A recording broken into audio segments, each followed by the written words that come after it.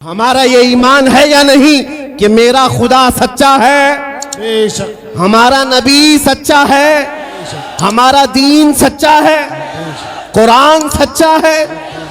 جب تمہارا یقین ہے کہ میرا خدا سچا، میرا دین سچا، میرا قرآن سچا، میرا نبی سچا، تو پھر میرے عزیزوں سر جھکا کر نہیں، سر اٹھا کر جیو۔ سبحان اللہ۔ اور تمہیں حضور اکرم صلی اللہ تعالیٰ علیہ وسلم کے اخلاق پر کبھی شرم نہیں آنی چاہیے۔ کوئی ٹوپی پر، کوئی داڑھی پر تانے مارتا ہے تو اس کو نظر انداز کرو، اس لیے کہ مرنے کے بعد اس کیڑے کو منہ نہیں دکھانا ہے، آمینہ کے لال کو منہ دکھانا ہے۔ سبحان اللہ۔ تانا دیتا ہے تو دے کر مر جائے گا، ہمیں فرق نہیں پڑتا، ہمارے لباس سے جلتے ہو تو اور جلو، مرو، اس لیے کہ جس کی قسمت میں یہاں بھی جلنا وہاں بھی جلنا۔ اور الحمدللہ سنیوں کی قسمت میں یہاں بھی خوشیاں ہیں وہاں بھی خوشیاں۔ ہم یہاں پر حضور پاک کا ذکر کر رہے ہیں اور خوشحال ہیں، الحمدللہ خوشحال ہیں، اس لیے کہ مجھے پتا ہے ہماری حیثیت کیا ہے۔ خوشحال ہیں آپ بھی، ہم ہیں۔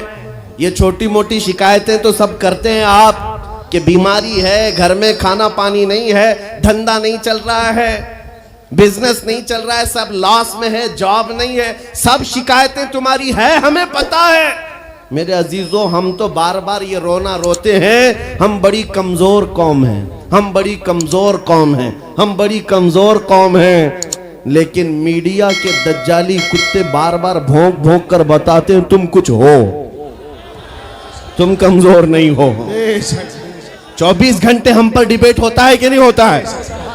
کل ملا کر ہم پر ہی ڈیبیٹ۔ ارے میاں یہاں تو الیکشن بھی کیمپیننگ کے لیے ہم ہیں، ہمارے مدعے کو لے کر کے ہی سب کو لڑانا ہے، سب کے درمیان۔ میں آپ سے یہ کہتا ہوں، یہ باتیں یوں ہی نہیں، وہ بار بار تمہیں بھونک کر بتا رہے ہیں تم کچھ ہو، لیکن تم کہتے ہو نہیں میں کچھ نہیں ہوں۔ ہم کمزور ہیں، وہ کہتے ہیں نہیں کمزور نہیں تم کچھ ہو۔ ایک طرف تو کہتے ہیں کچھ نہیں ہے، سب بکھرے ہوئے لوگ ہیں، پنچر پتر بھی کہتے ہیں، لیکن پھر ہم ان سے کہتے ہیں میاں پنچر پتر ہے تو 24 گھنٹے ڈیبیٹ ہم پر کیوں کرتے ہو؟ ڈر کس بات کا ہے؟ کس بات کا ڈر ہے؟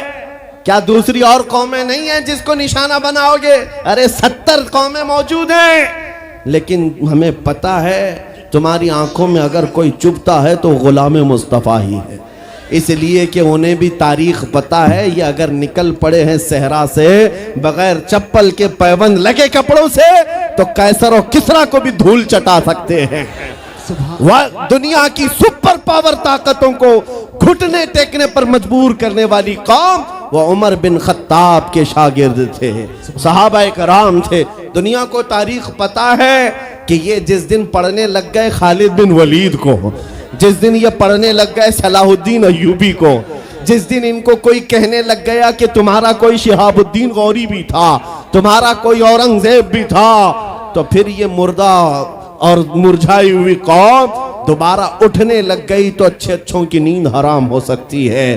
اسی لیے کہا جاتا ہے مسلمانوں کے محلے میں نشہ بانٹو، مسلمانوں کو نشہ کرواؤ، نشہ بیچنے والے یہی، نشہ کرنے والے یہی، اس لیے کہ یہ جب تک نشہ میں رہیں گے ہم سکون سے رہیں گے، اور جس دن یہ اٹھ گئے تو دوسروں کے سکون کے لالے پڑ جائیں گے۔ اس لیے میرے عزیزوں میں تمہیں بیدار کرنے کے لیے آیا ہوں، اور دنیا کی نظروں میں کھٹکتا رہوں گا، لیکن میرے پاس جتنا بھی وقت موجود ہے میں خاموش نہیں رہوں گا انشاءاللہ العزیز۔ کل کو بھی اگر میری پھانسی ہو جائے مجھے اس بات کی پرواہ نہیں ہے، دنیا سے جائیں گے، ہمارے ایک کے مر جانے کے بعد ان کتوں سے کہتا ہوں کہ اس کو یہ مت سمجھ لینا کہ اسلام ختم ہو جائے گا، مجھ جیسے 1000 کٹ بھی جائیں تب بھی ہم نعرہ یہی لگائیں گے اسلام زندہ ہوتا ہے ہر کربلا کے بعد۔ نعرے تکبیر، نعرے رسالت، شہنشاہ خطابت، شیر ہندوستان سلمان مفتی سلمان ہزاری صاحب قبلہ۔ سبحان اللہ، سبحان اللہ۔ میرے عزیزوں بات آج ایمان کی ہے۔ میں نے آج تک کسی تقریر میں کسی کو اسلحہ اٹھانے کی بات نہیں کی، میں نے کبھی کسی کو بندوق بارود چاقو تلوار کی بات نہیں کی اور نہ ہی ہمیں ضرورت ہے۔ میرے عزیزو ہم تو چاہتے ہیں کہ تم عشق رسول کا جامہ پہن لو، حضور کی محبت کا لباس پہن لو۔ میرے عزیزو چاقو بلیڈ بھی اٹھانے کی ضرورت نہیں، تمہارے چلتے پھرتے دیکھ کر کتنے کیڑے فنا ہو جائیں۔ ہاں صرف تمہاری چلت پھرت سے کئی کتے نالیوں میں مر جائیں۔ سب کو سمجھ میں آتی ہے بات۔ اور جن لوگوں نے مجھ سے پوچھا تھا بار بار آپ کتے کس کو کہتے ہیں، میں نے کہا کوئی سنی مجھ سے پوچھا ہی نہیں، کسی نے مجھ سے پوچھا ہی نہیں۔ یہ ساری تقریریں سن رہے ہیں، آپ نے پہلے ہی پوچھا تو کہیں ایسا تو نہیں کہ زخم پر جا کر بات لگی ہو۔ خیر میرے عزیزو، آپ کو میں بارہا بیدار اس بات کے لیے کرنا چاہتا ہوں